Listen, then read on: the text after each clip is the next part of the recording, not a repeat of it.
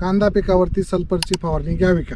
सतत चाललेला पाऊस, जमिनीमध्ये असणारा ओलावा आणि त्याच्यानंतर कांदा पिकाची रोग प्रतिकारक शक्ती वाढवण्यासाठी एका शेतकरी बांधवाची कमेंट आली की सल्फर वापरलं तर चालेल का? 100% चालेल. सल्फर मिलचं जे सल्फर आहे ते सल्फर वापरू शकता आपण.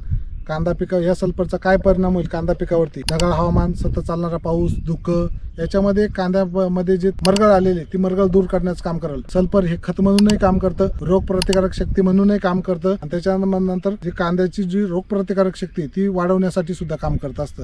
म्हणून सल्फरची फवारणी हे जसं पाऊस जर उघडला असेल तर बघा की ढगाळ हवामान गेलेलं आहे आणि हे पडलेलं आहे, क्लीन वातावरण झालेलं. या क्लीन वातावरणामध्ये आपण कांदा पिकावरती सल्फरची फवारणी घेऊ शकता.